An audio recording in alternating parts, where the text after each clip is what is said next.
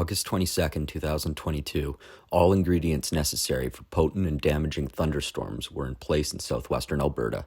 The day began with unusually high heat and humidity coupled with strong winds and respectable vertical shear.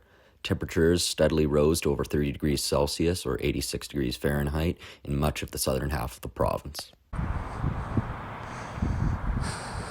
It wouldn't be until the late evening hours that storms began to break through the atmospheric cap. I set up on the far northwestern side of Calgary, relatively close to my home, and waited for the first cells to fire off. Holy. Okay. Radar imagery showed a very slowly moving linear sphere storm with several regions of possible rotation. Wow, this thing's active. Yeah. Which one? The one with the folders. Oh.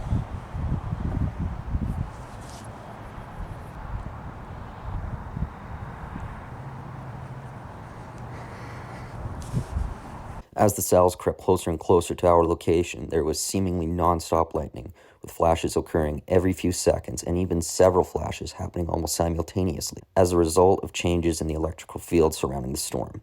When one flash happens, it can disturb this electrical field and cause a sort of domino effect, triggering the next flash.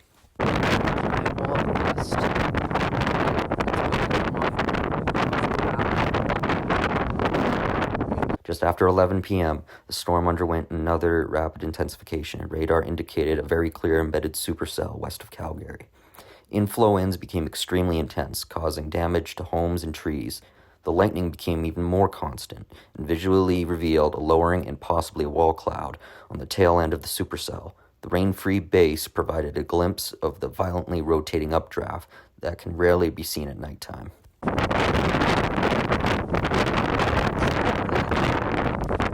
Laugh.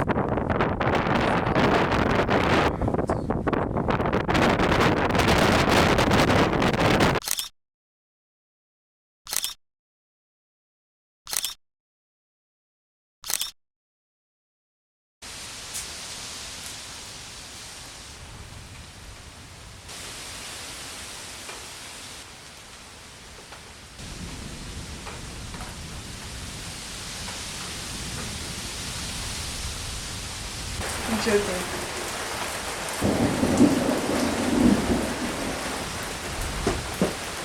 Please see whatever. Whoa. Now that is pretty heavy.